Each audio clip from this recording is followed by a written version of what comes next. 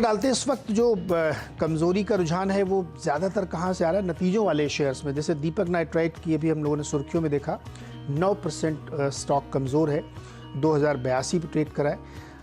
इसी के साथ रैमको सीमेंट के भी नतीजे कमज़ोर आए थे, वहाँ पे भी 9% की कमज़ोरी देखने को मिली है। पिरामल एंटरप्राइजेस के नतीजे बाज़ार को पसंद नहीं आए, 7% कमज़ोरी है। ओबरा रियल्टी में भी 5% की वीकनेस देखने को मिल रही है। औरो फार्मा, टाटा मोटर्स, एक लंबी लिस्ट है जहाँ पे बड़े अंतर से बाज़ारों में कमज़ोरी देखने को मिल रही है। लेकिन जहाँ पे रिजल्ट्स अच्छे आए हैं, जैसे ल्यूपिन में आप देखिए 5% की मजबूती है यहाँ पे।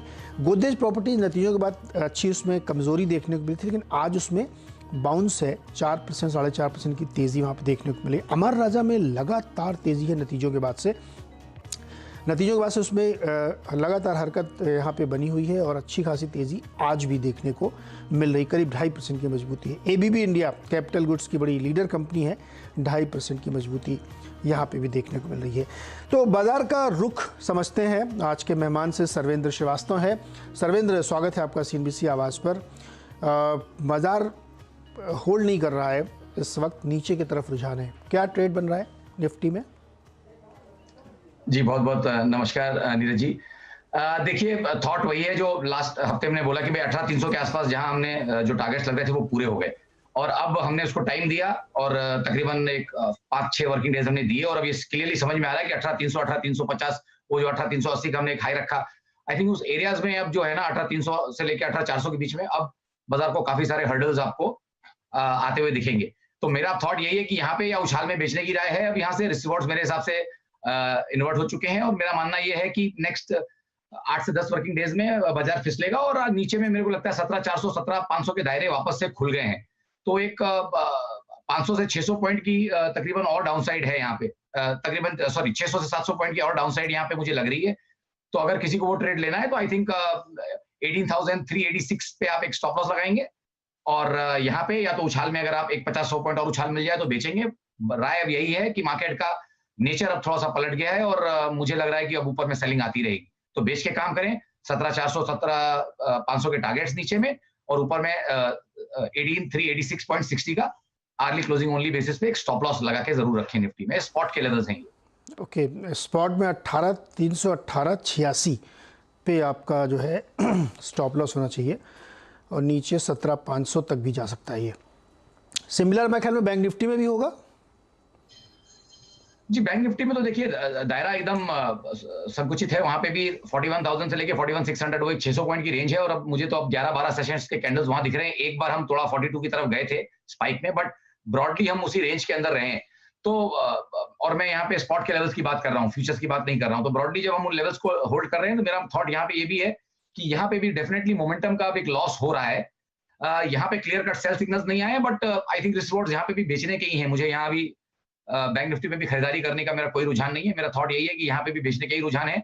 अगर किसी को करना है, कोई एग्रेसिव ट्रेडर है जो कि इमीडिएटली ले सकते हैं ट्रेड्स, जिसको थोड़ा सा हम बोलते हैं कि एक इंट्राडे सेटअप्स के ऊपर ही जिनको ट्रेड लेना है, तो आई थिंक क्लियरली यहाँ पे मुझे लगता है कि अब स्पॉट निफ्टी जो स्पॉट जो बैंक निफ्टी है वो 42,000 के ऊपर बहुत ज्यादा जा नहीं पाएगा। तो 42,016 का स्टॉप लॉस लगा लें आर्ली क्लोजिंग बेसिस पे, और फिलहाल स्पॉट निफ्टी बैंक निफ्टी तकरीबन 41,520 के आसपास चल रहा है, तो यहाँ या 100-150 पॉइंट के उछाल पे यहाँ से बेचना शुरू करें।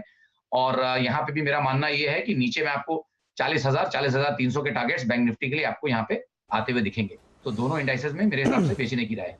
ओके, तो ये होगी इंडाइसेस पर है। अब दर्शकों के सवाल लेते हैं। हिमांशु शर्मा अलवर से हमारे साथ जुड़ रहे हैं। हिमांशु जी, बताइए क्या सवाल है आपका? जी, गुड मॉर्निंग सर। जी सर, मैंने 5,000 IOB के शेयर्स खरीद रखे हैं, जो मैंने 21.40 रुपए के हिसाब से खरीदे थे, और अभी मैं मैक्सिमम 1 वीक और रख सकता हूँ। तो मैं पूछना चाह रहा था, उसको अभी निकालना सही रहेगा या फिर अभी उसको एक हफ्ते तक अभी होल्ड करके रखूँ? सर्वेंद्र, इंडियन ओवरसीज बैंक में ले रखे हैं हिमांशु ने, 21.40 पे खरीदे और 21.30 चल रहा है। एक हफ्ते का समय दे सकते हैं, रुकना चाहिए इनको क्या? सर, ये तो बिल्कुल हाथ में हथकड़ी बांध दे रहे हैं। ऐसा सवाल पूछेंगे हथकड़ी बांध के कि भाई 7 दिन में ही बता दीजिए क्या है। हम कोई जादूगर थोड़ी ना है। हम कोशिश करते हैं कि भाई आपको एक बेसिक एक डिसेंट 1 से 3 महीने की तो कम से कम ट्रेंड पकड़ के दें, वही मेरा शॉर्ट टर्म है। जो भी दर्शक देखते हैं समझ लें कि शॉर्ट टर्म जिनका इंट्राडे आर्ली सब लोग आजकल ट्रेड करते हैं, वो सब में पैसे बहुत बनते नहीं है। एक कम से कम महीना 3 महीने का व्यू लेके तो मिनिमम चलना ही पड़ता है। उस दायरे में अगर आप पूछेंगे तो मैं कहूंगा कि ट्रेड में बने रहें, क्योंकि फ्रेश वॉल्यूम के साथ यहाँ पे थोड़े प्राइस एक्शंस हुए हैं। लास्ट जो लास्ट एक अच्छा मूव आया इसका, जो इसने 20 का साइकोलॉजिकल मार्क पार किया, वहां पे वॉल्यूम्स थे। लास्ट 3-4 दिन से वॉल्यूम्स हैं, डिलीवरीज भी गई दिख रही हैं यहाँ पे। तो मेरा थॉट ये है कि 1 से 3 महीने की व्यू मैं इनको दूंगा, यहाँ पे इनको होल्ड करना चाहिए मेरे हिसाब से। और स्टॉप लॉस लगा के जरूर रखना है। 19 रुपए 40 पैसे के नीचे अगर बंद आ गया डेली में तो भी निकल जाना है। तो उस 19 रुपए 40 पैसे के स्टॉप लॉस से मेरे हिसाब से डेली के क्लोज के ऊपर से इनको ट्रेड में बने रहना चाहिए। और मेरा मानना यह है कि अगर इसको टाइम देंगे तो ये स्टॉक इनको 30 से 32 रुपए के टारगेट्स भी नेक्स्ट 3 महीने में दिखा सकता है। तो ट्रेड में बने रहें, 19 रुपए 40 पैसे का स्टॉप लॉस। ठीक है, तो थोड़ा सा होराइजन आप लंबा करें और एक स्टॉप लॉस लगा के अगर इसमें बने रहेंगे तो 2-3 महीने में अच्छा गेन आपको इसमें हो सकता है। यहाँ पे सर्वेंद्र रुकिएगा, जरा एक चर्चा करें कंपनी की। फर्टिलाइजर सेगमेंट के काफ़ी बेहतर प्रदर्शन से जीएसएफसी ने दूसरी तिमाही में काफ़ी अच्छे नतीजे पेश किए। कंपनी का मुनाफा करीब 23% से ज़्यादा बढ़ा है, मार्जिन में भी 2.5-3% की उछाल देखने को मिली है और एबिटा यानी कामकाजी मुनाफा 18% तक सुधर के निकल आया है। हालांकि रेवेन्यू में 2% की कमजोरी देखने को मिली है। तो नतीजों में बातचीत करने के लिए कंपनी के एग्जीक्यूटिव डायरेक्टर फाइनेंस और सीएफओ वीडी नानावटी जी हमारे साथ हैं। नानावटी सर, आपका बहुत बहुत स्वागत है सीएनबीसी आवाज़ पर। जी सर, ये नंबर्स खासतौर पे फर्टिलाइजर सेगमेंट की वजह से बहुत बढ़िया दिख रहे हैं, तो थोड़ा समझाइए हमें, क्योंकि इंडस्ट्रियल वाला सेगमेंट उतना अच्छा प्रदर्शन नहीं कर पाया। हाँ, तो गवर्नमेंट का सब्सिडी सपोर्ट बहुत अच्छा रहा फर्टिलाइजर सेगमेंट में। जैसा कि सबको पता है कि फार्मर को ये इनपुट प्राइस राइज का बर्डन झेलना नहीं पड़े, इसलिए सरकार मैक्सिमम सब्सिडी सपोर्ट दे के एमआरपी मेंटेन कर रही है, उसमें बढ़ोतरी नहीं होने देती है। तो अच्छे सपोर्ट के वजह से फर्टिलाइजर सेगमेंट में अच्छे नतीजे दिखाई दे रहे हैं। जबकि इंडस्ट्रियल प्रोडक्ट में वॉलेटिलिटी काफ़ी थी, मगर हमारे फिनिश प्रोडक्ट के प्राइस इतने बढ़े नहीं, जबकि इनपुट के प्राइस बढ़ गए, तो उसकी वजह से मार्जिन में प्रेशर है। और सेकंड हाफ में भी कोई बड़ा टर्न अराउंड नहीं हो जाएगा इंडस्ट्रियल प्रोडक्ट सेगमेंट में, ऐसा लगता है। तो आप ये कहते हैं इंडस्ट्रियल वाली जो दिक्कत है वो अगले 6 महीने और बनी रहेगी? थोड़ी बनी रहेगी, yes yes. Okay sir, fertiliser में एक कंपोनेंट है गैस, और उसकी कीमतें काफ़ी बढ़ी हैं और आप लोगों को डेफिनेटली उसमें से दिक्कत ज़रूर हुई होगी। तो अभी की स्थिति में क्या है सप्लाई की स्थिति और प्राइसिंग की? क्योंकि गेल को बड़ी समस्या हुई थी, वो सप्लाई नहीं कर पा रहे थे पूरी तरीके से। हाँ, तो हमको कोई सप्लाई की बड़ी कंस्टेंट नहीं है। बाजार में से भी जो सब्सिडी का मैकेनिज्म है, gas cooling mechanism, particular urea के लिए उधर से गैस मिल जाता है। और नॉन यूरिया के लिए हमारे लॉन्ग टर्म कॉन्ट्रैक्ट है, तो सप्लाई तो मिलती रहती है। और जरूर पड़े हम गैस एक्सचेंज पर जाके भी गैस सप्लाई इंश्योर कर लेते हैं। तो प्राइस का थोड़ा दिक्कत रहा है। तो पर्टिकुलरली जो गैस इंडस्ट्रियल प्रोडक्ट में गई हुई है, खासतौर पे मेलामाइन में, उसके प्राइस बढ़े, मगर उसके मेलामाइन के प्राइस इतने नहीं बढ़े। Coupled with Chinese dumping of melamine in India, तो दोनों तरीके से मेलामाइन कॉस्टिंग भी बढ़ा, प्राइस भी नहीं बढ़ा। तो वो एक मेजर प्रोडक्ट है हमारा, तो ओवरऑल उसकी भी पर्टिकुलर इंडस्ट्रियल प्रोडक्ट सेगमेंट में प्रॉफिट में कमजोरी उसकी वजह से भी थोड़ी हुई। सर, गैस प्राइस कितनी ज़्यादा आपको महंगी पड़ रही लास्ट क्वार्टर में, अगर कंपेरेबली हमको बताएं आप? तो डबल ही हो गई है। ओके, तो डबल हो गई। तो अभी संभावना दिख रही है कि आगे जाते हुए कुछ सॉफ्ट होगी या ऐसे एलिवेटेड प्राइस रहेगा? हाँ, नहीं, थोड़ी सॉफ्ट होगी। जनरली तो विंटर सीजन में जनरली गैस के प्राइस बढ़ते हैं, क्योंकि ज़्यादातर गैस वेस्टर्न कंट्रीज में उनके ज़्यादा प्राइस मिलता है, तो उधर डाइवर्ट हो जाती है। पर ये यूरोप में तो पहले से ही रशियन सप्लाई को कंस्टेंट को देखते हुए काफ़ी बिल्डअप कर लिया है।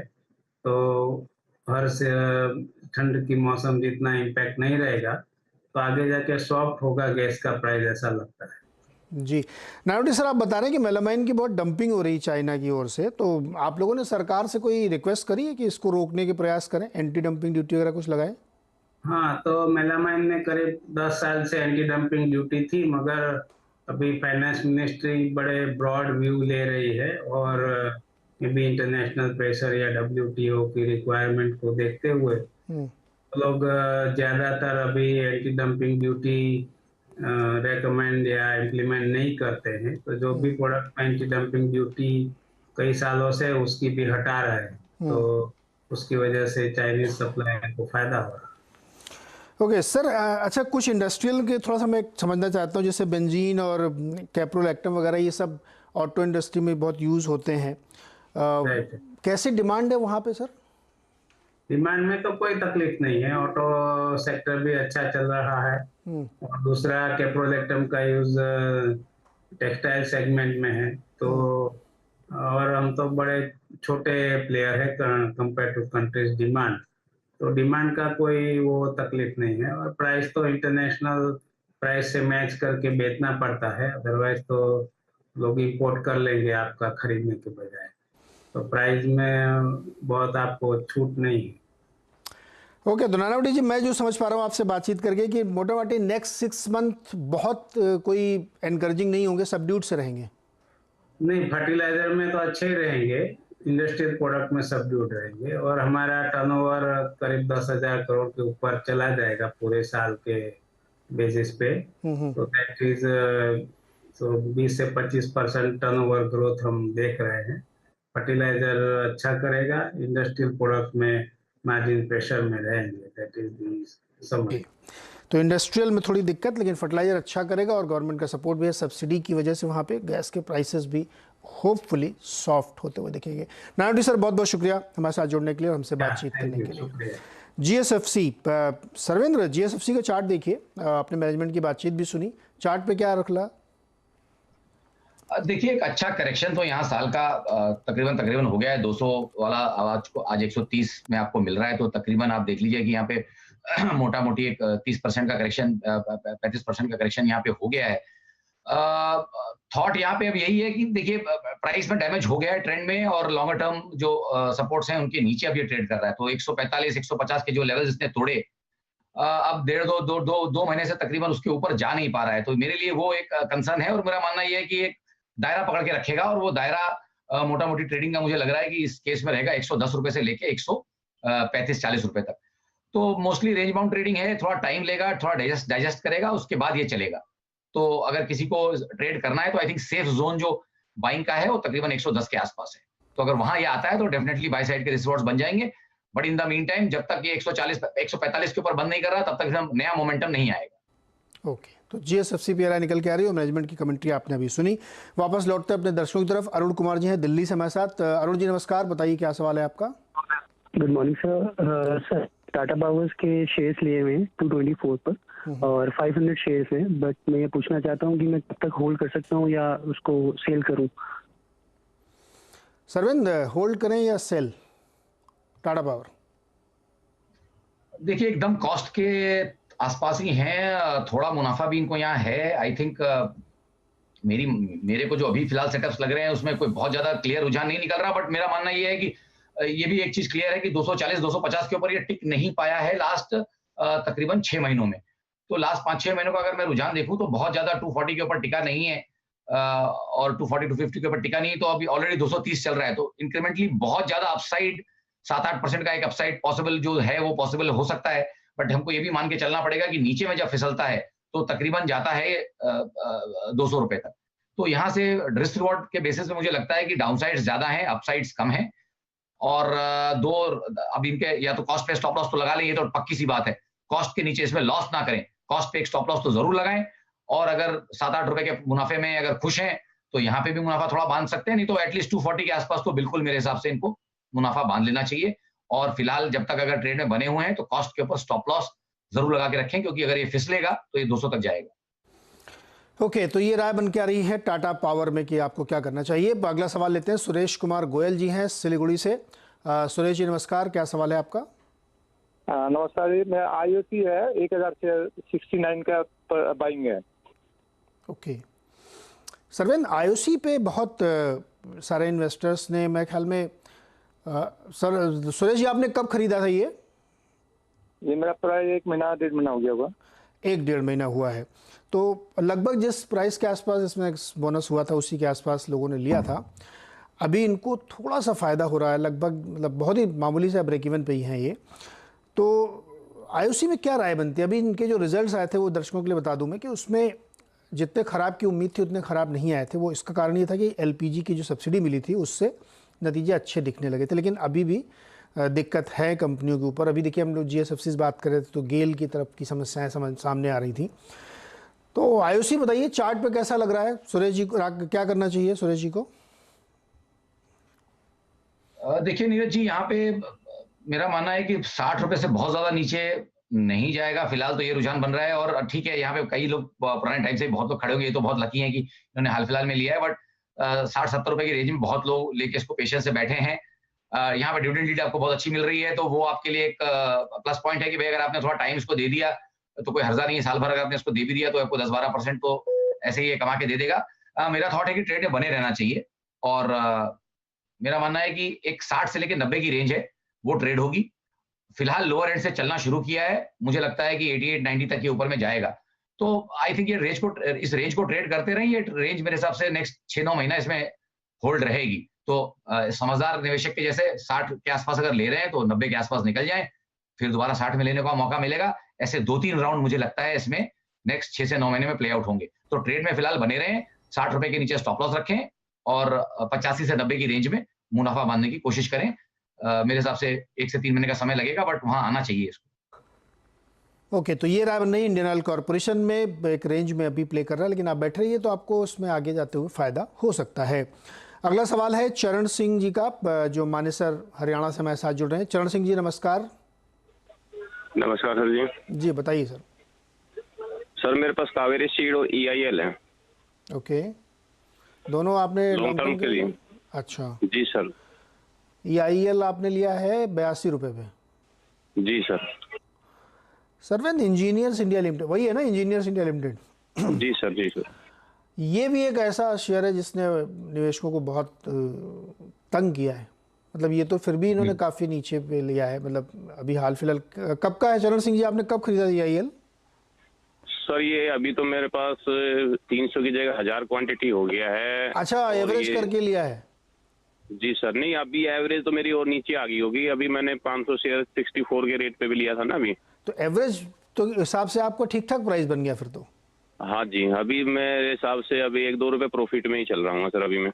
ओके सरवेन, EIL में बताइए, इन्होंने तो मतलब एवरेज करके अपनी स्ट्रेटजी बना के उसको करंट प्राइस से नीचे ले आया, 1-2 रुपए प्रॉफिट में ही है। लॉन्ग टर्म के लिए रुकना चाहिए क्या EIL में? देखिए, जब अगर आप लंबे दायरे देखेंगे तो इसके लंबे दायरे आपको पकड़, अगर आप लास्ट इसका 7-8 साल का प्राइस मूवमेंट देखें तो अपने 7-8 साल के प्राइस मूवमेंट के लोअर रेंज से ही इसने यहाँ पे एक रिवर्सल लेने की कोशिश की है, जो लग रहा है कि एक 60 रुपए के आसपास से रिवर्सल लिया है। और 60 रुपए के आसपास अगर आप इसको देखें तो 11-12 का जो बेयर मार्केट था मिड कैप्स का, उसमें भी इसने तकरीबन 60 के आसपास से ही सपोर्ट लिया था। तो आई थिंक क्लियरली अपने तकरीबन 10-12 साल के दायरों के लोअर एंड्स पे है, तो रिस्क रिवॉर्ड तो डेफिनेटली लेने का ही बनता है, बेचने का तो बनता नहीं है। हाँ, ये अलग बात है कि ट्रेडिंग स्टॉक नहीं है, टाइम लगा सकता है। तो आई थिंक मेरा मानना है कि बेस बना है, 60 के बहुत ज्यादा नीचे जाएगा नहीं, और अभी आप 71 पे हैं, 73 पे हैं, तो बहुत ज्यादा खोने को कुछ नहीं है मेरे हिसाब से, अगर आपका दायरा 12 महीने प्लस है। मेरा मानना यह है कि अगर ये अच्छे से चला तो ये एटलीस्ट आपको 120-130 के स्तर यहाँ ऊपर में दिखाएगा। तो ट्रेड में बने रहें। 60 रुपए के नीचे मेरे हिसाब से यहाँ पे स्टॉप लॉस रहना चाहिए क्लोजिंग ओनली बेसिस पे, और आपको ऊपर में 130-135 के टारगेट्स 12 से 15 महीने में मुझे लगता है स्टॉक में यहाँ पे आने चाहिए। 12 से 15 महीने का व्यू इसमें बना के रखिए तो लक्ष्य अच्छे मिलेंगे आपको। अच्छा, इनका एक सवाल और था कावेरी सीड्स का, उस पर भी राय दे दीजिए लॉन्ग टर्म के लिए। जी जी जी जी देखिए, यहाँ पे भी बिल्कुल इस स्टॉक से भी मेरा इस साल का एक्सपेक्टेशन हो चुका। 800 वाली चीज नीचे में तकरीबन 400 के गई, तो जिस चीज ने 50% करेक्शन एक फाइनेंशियल ईयर में कर दिया, आई थिंक एक डिसेंट करेक्शन यहाँ पूरा हो चुका है। और वहीं से अब आपको दिख रहा है कि एक अच्छा सपोर्ट भी आ रहा है। और पहले भी हिस्टोरिकली अगर लास्ट 2-3 साल के इसके सेटअप्स देखें तो तकरीबन 2020-21 के बाद से आपको दिखेगा कि 400-425 के आसपास से इसको अच्छे सपोर्ट्स आ जाते हैं। तो आई थिंक इसने सपोर्ट ऑलरेडी ले लिया है, वहां से अब ऊपर आ गया है, तो नया ट्रेड तो नहीं बनेगा। जिनके पास है उनको बने रहना चाहिए। बट अगर किसी को नया करना है तो अगर 30-40 पॉइंट की गिरावट आए किसी कारण से और ये तकरीबन 465 470 के आसपास मिले तो डेफिनेटली नए ट्रेड भी बनते हैं। और अब इसकी रेंज पकड़ लें तो ऊपर में 600 सवा 600 तक ये जाता है। तो 400 से सवा 600 की एक रेंज है जो मोटा मोटी मुझे लगता है कि लास्ट 9-12 महीने में इसने पकड़ के रखी है, उसी रेंज को ये पकड़ के रखेगा। तो फिलहाल जो ये मूव चला है मुझे लगता है कि ग्रेजुअली ओवर नेक्स्ट 6-9 मंथ्स आपको 600 सवा 600 के टारगेट्स यहाँ आते हुए दिखने चाहिए। अगर आप ट्रेड ले रहे हैं या आपके पास पहले का ट्रेड है तो 424 रुपए के आसपास आपका स्टॉप लॉस रहना चाहिए। तो इसीलिए मैं बोलता हूं कि अगर 470-65 के आसपास मिले तो नए ट्रेड बनेंगे। फिलहाल जिनके पास पोजीशंस है 424 के स्टॉप लॉस से बने रहे। राकेश तिवारी जी नई दिल्ली से हमारे साथ जुड़ रहे हैं। राकेश जी नमस्कार, सवाल बताइए अपना सर। नमस्कार सर, मेरे पास केम्स के 300 शेयर्स हैं 2548 के हिसाब से। क्या इरादा क्या है आपका? रखे तो हुए सब, अभी तो पहले भी 100 निकाल चुका हूँ मैं ऑलरेडी, लेकिन वो प्रॉफिट में थे इसलिए कोई दिक्कत नहीं थी, लेकिन एकदम से अनएक्सपेक्टेडली थोड़ा डाउन हुआ तो इसलिए पूछना पड़ा आपसे। जी तो सरवन जी कैम्स बताइए क्या करना चाहिए? अभी इनके भाव से 100 रुपये नीचे आ गया भाई, 100-150 रुपये। देखिए यहाँ पे ओवरऑल सेटअप्स कंटिन्यूएशन के हैं नीचे की तरफ। यहाँ रुझान ओवरऑल सेक्टर का भी थोड़ा रुझान नरम लग रहा है मुझे, और ओवरऑल रुझान अभी फिलहाल ऐसा लग रहा है कि जो पैटर्न है ये नीचे ही टूटेगा, इसका ऊपर टूटने का प्रोबेबिलिटी कम है। इस तरह के जब पैटर्न मुझे यहाँ दिख रहे हैं ये यूजुअली 70-80 टाइम्स आउट ऑफ 100 ये अपने नीचे की तरफ टूटते हैं। तो आई थिंक ये डिस्ट्रीब्यूशन चला और यहाँ पे एक थोड़ा सा डिस्ट्रीब्यूशन भी हुआ और ये पैटर्न नीचे की तरफ टूटने की मेरे हिसाब से थोड़ी गुंजाइश है। तो मेरा तो मानना ये है कि इनको बहुत ज्यादा लॉस है नहीं, तो बहुत ज्यादा कोई ऐसे रिस्क पे नहीं खड़े। मेरे हिसाब से इनको यहाँ पे या तो उछाल में अगर भाव के आसपास आवे तो मेरे हिसाब से एग्जिट कर जाना चाहिए, क्योंकि फिसलेगा तो तकरीबन 2050-2100 ये टारगेट्स मुझे दिख रहे हैं कि एक यहाँ पे और एक 10 से 15% और डाउन साइड यहाँ पे बाकी है। तो मेरे हिसाब से निकल जाने में समझदारी है। तो एग्जिट की स्ट्रेटजी ज़्यादा बेहतर होगी यहाँ पे कैम्स में। अच्छा सरविंद, कुछ स्टॉक्स जो आज बड़ा अच्छा मूव दिखा रहे हैं इंट्राडे में आइदर साइड में, ऊपर या नीचे के, तो उसमें मैं कुछ आपसे राय लेना चाहता हूँ। जैसे दीपक नाइट्राइट आज 9.5% नीचे है, क्या इसमें और गिरावट की संभावना लग रही है क्या? देखिए अब ये तो नंबर्स का इम्पैक्ट है और मैं तो नंबर्स उतने देखता नहीं हूं, बट अब मैं तो चार्ट्स के साथ जाऊंगा। अब ये जो बेरिश गैप आ गया 2280 से लेके अपने 2160 के हिसाब से तकरीबन ये गैप बना लिया है, ये मेरे हिसाब से कोई बहुत अच्छी चीज तो नहीं है। बट क्या हुआ है गैप डाउन की वजह से कि अपने लॉन्गर टर्म मार्कर्स पे आ गया है, उस सपोर्ट एरियाज के आसपास है, तो मे बी 1-2 दिन रिजल्ट को बाजार पचाएगा। बट मेरा मानना यह है कि अगर 2060 के नीचे फिसल के बंद दे देगा तो उसके बाद इसकी तकलीफें और शुरू हो जाएंगी और उस केस में फिर आई थिंक नीचे के डाउनसाइड टारगेट्स और खुलेंगे। तो I think wait and watch है, और 2060 के नीचे अगर बंद आया तो मेरे हिसाब से जो पिछला लो हमने रखा था वो दोबारा चैलेंज होगा, और वो लो था तकरीबन 1700 के आसपास। तो ट्रेड वहां इनिशिएट हो जाएगा। अगर 2060 के नीचे बंद आ जाए तो मेरे हिसाब से उस समय शॉर्ट लेना चाहिए। क्लोजिंग ओनली बेसिस पे अगर बंद आवे 1700 के टारगेट रहेंगे, और उस समय अगर आप जब वो ट्रेड एक्टिवेट हो जाएगा उस समय आप 2160 का स्टॉप लॉस भी जरूर लगा के रखेंगे। 2161 का एक स्टॉप लॉस लगाइए, 2060 के नीचे बंद आने पे बेचिए, और 1700 के टारगेट्स यहाँ पे मुझे लगता है नीचे में नेक्स्ट 3 से 6 महीने में आ जाएंगे। ओके अच्छा, सरकारी बैंकों में बड़ा अच्छा रुझान था पिछले कुछ समय से, तो नितिन ने ट्विटर पर सवाल भेजा है। पीएनबी इन्होंने ले रखे हैं 42 रुपये की प्राइस पे 2000 शेयर, और अब जानना चाहते हैं क्या करना चाहिए इनको। देखिए अभी हमने आईओबी भी हमने इसके जस्ट स्टार्ट में डिस्कस किया था, तो आई थिंक देखिए जब मोमेंटम आता है और जिस तरह से अभी इनमें मोमेंटम आए हैं पीएसयू स्टॉक्स में, आई थिंक थोड़ा टाइम तो देना चाहिए। अब इमीडिएटली बोलना कई बार मुश्किल हो जाता है, क्योंकि ट्रेड एकदम फ्रेश है, मूव्स एकदम फ्रेश हैं, बढ़िया वॉल्यूम्स हुए हैं, बढ़िया डिलीवरीज गई हैं। तो यहाँ पे मेरा मानना है कि यहाँ पे भी अगर आप देखिए तो 38-39 का लेवल जब इसने निकाला उसके बाद से ये चल रहा है और अपने ऊपर के लेवल्स को होल्ड कर रहा है। तो मेरे हिसाब से with stop loss below 39 I think अगर किसी के पास ट्रेड है तो बने रहना चाहिए, क्योंकि अभी इनमें फ्रेश तो एक्शन और फ्रेश मोमेंटम आया है। और जस्ट इन केस आप इसके इंपॉर्टेंट लेवल्स देख लीजिए, जो फ्रेश मोमेंटम थोड़ा और यहाँ पे जो आपको लगेगा कि बिल्डअप हो रहा है वो आपको दिखेगा जब हम ये वाला पिछला स्विंग हाई एक निकालेंगे तकरीबन 4850 के आसपास। तो 4850 जैसे ही निकलेगा आई थिंक और इसमें जान आएगी और मोमेंटम आएगा। और जब ट्रेड लिया है तो पेशेंस से कम हर ट्रेड को रोज तो नहीं उस पर व्यू बना सकते। अगर आपने ट्रेड लिया है तो 3 महीने का पेशेंस रखिए, 39 का स्टॉप लॉस। और मेरा मानना ये है कि मुझे यहाँ पे 1 से 3 महीने के दायरे ऐसे लगते हैं कि ऊपर में 52 से लेकर 55 तक के भी टारगेट्स यहाँ आपको आते हुए दिखेंगे। तो 55 का टारगेट है 3 महीने के लिए, 39 का स्टॉप लॉस है करंटली एट 44।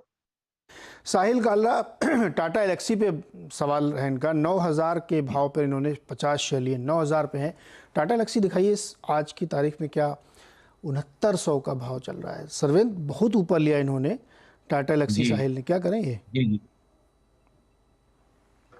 देखिए, अभी तो ट्रेड बहुत खराब हो चुका है। इस ट्रेड में राय अगर मैं इनको बोलूं कि निकल जाइए और हल्का सा पुल बैक आ जाएगा तो भी मैं गलत साबित हो जाऊंगा, और अगर और यहाँ पे और नहीं बोलूंगा इनको बेचने के लिए और यहाँ से वीकनेस रहेगी और गिरता रहेगा तो भी गलत हो जाएगी बात। थोड़ा मुश्किल हो जाता है ऐसे में, बट मेरा मानना यह है कि इसमें केवल और केवल निकलने का ध्यान रखें। यहाँ पे या कुछ अगर उछाल आ जाए तो इसमें से एग्जिट करने की कोशिश करें। आई थिंक इसका लॉन्ग टर्म टॉप जो है वो बन चुका, और जिस तरह से ओवरऑल सेक्टर की पिटाई हुई है, अभी पूरा सेक्टर आई थिंक 8-9 महीनों से करेक्ट हो रहा है। इसने तो अभी मुश्किल से 2 महीने का भी करेक्शन नहीं किया है। तो मेरा मानना यह है कि नेक्स्ट 3 से 4 महीने के लिए और खराब है, और उसमें प्राइस डैमेज इजीली 15 to 20% मोर हो सकता है। तो मेरा थॉट तो यही है कि निकलने की कोशिश करें यहाँ से। मैं कोई स्पेसिफिक लेवल नहीं दे पाऊंगा, बट निकलने की कोशिश करें, क्योंकि करंट लेवल से कम 15% डाउनसाइड और बाकी है। बीच में उछाल आ सकता है, वही एक रिस्क है बस। करंट लेवल से भी इसमें 15% की कम से कम गिरावट आ सकती है। अच्छा, मुदित गर्ग ने जुबिलेंट फूड पे सवाल पूछा है। 1000 शेयर्स हैं इनके पास 580 के प्राइस पे, और इसके रिजल्ट्स भी आए थे। रिजल्ट्स के बाद स्टॉक ने ऊपर की तरफ का रुझान नहीं किया है, तो ये जानना चाहते हैं क्या ये लॉस बुक कर लें या रुकें फिर? एक स्टॉक डिस्कस किया कि पैटर्न क्या बन रहे हैं। पैटर्न यहाँ पे मेरा केवल पुलबैक में मुझे लग रहा है कि डिस्ट्रीब्यूशन ही हुआ, और यहाँ पे अभी भी इस पैटर्न का रेजोल्यूशन नीचे का ही है, ब्रेकडाउन नीचे ही है। मेरे हिसाब से तो थॉट यही है कि पिछले लोस तो रिटेस्ट होंगे। तो 450 का जो लो इसने बनाया था जो मई के महीने में, आई थिंक वो इसका रिटेस्ट होगा। 3 से 6 महीने लगेंगे, बट धीमे धीमे ये वहां पहुंचेगा, और 650 को ये निकाल नहीं पाएगा। 650 को ये बहुत डिसाइसिवली निकाल नहीं पाएगा। तो ये आप समझ लें कि रिस्क रिवॉर्ड उस एंगल से इसको देखना है। थोड़ा सा न्यूट्रल रिस्क रिवॉर्ड है, क्योंकि बीचों बीच आप चल रहे हैं। टारगेट है 450 का, स्टॉप लॉस है 650 का, तो वहां पे दुविधा हो जाती है। बट 650 से पहले 450 आएगा, ये यहाँ लगता है। अच्छा, मनोज जी ने एक सवाल भेजा है। इन्होंने पूना में रहते हैं, ये लक्ष्मी ऑर्गेनिक्स के 100 शेयर इन्होंने ले रखे हैं 320 पर, और इनकी वाइफ के अकाउंट में भी एक लॉट IPO वाला जो मिला था वो भी पड़ा हुआ है। लॉन्ग टर्म व्यू जानना चाहते हैं इसमें रखे रहें कि क्या करें, क्योंकि नतीजों के बाद स्टॉक में थोड़ी सी प्रेशर है। देखिए नीरज जी, यहाँ पे तो डेटा जितना है उसमें चार्ट तो ओवरऑल फ्लैट ही दिख रहा है। उसमें चार्ट तो फ्लैट ही दिख रहा है, कोई बहुत ज्यादा चार्ट में पढ़ने को नहीं है, क्योंकि ऑलमोस्ट एक अगर आप लास्ट कुछ महीनों के सेटअप्स को देखें तो आई थिंक ऑलमोस्ट एक फ्लैट लाइन ही मुझे दिख रही है। और वीवैप बेसिस पे देखूं तो 300 का वीवैप रहेगा। ऊपर में इसने 375 किया है, नीचे में इसने तकरीबन 270 का लेवल्स किए हैं। तो मेरा मानना यह है कि बहुत ज्यादा स्ट्रॉन्ग यहाँ व्यू नहीं है, बट रुझान यहाँ पे वीक ही है। और मैं खाली यही बोल रहा हूँ कि पीछे के जो लोस बने हैं हर चीज के, जिस तरह के बाजार के सेटअप से, वो सब जगह रिटेस्ट होंगे। तो इसका जो इसने जो लो बनाया है 274 वाला, वो लो इसका रिटेस्ट होगा। ये इतना मैं बोल सकता हूँ यहाँ। ओके, तो चूंकि आपने IPO में लिया है और रिटेस्ट एक बार हो सकता है, तो चूंकि चार्ट बहुत छोटा है इसका, रिसेंट लिस्टिंग है, इसलिए बहुत लंबा व्यू देना मुश्किल, लेकिन शॉर्ट टर्म का व्यू आपके सामने सर्वेंद्र रखा है। सर्वेंद्र, बहुत बहुत शुक्रिया हमारे साथ जुड़ने के लिए और दर्शकों की मदद करने के लिए। बहुत सारे सवालों के हम लोगों ने जवाब दिए हैं, तो आप इसको ध्यान रखें, अपने फाइनेंशियल एडवाइजर से ज़रूर इस पर चर्चा करें, तभी कोई एक्शन इनिशिएट करें। मार्केट इस समय 124 पॉइंट निफ्टी नीचे है और 435 पॉइंट सेंसेक्स नीचे है। बैंक निफ्टी में भी 300 पॉइंट की कमजोरी देखने को मिल रही है। छोटा सा एक ब्रेक लेते हैं और ब्रेक के बाद होगा खिलाड़ी नंबर 1।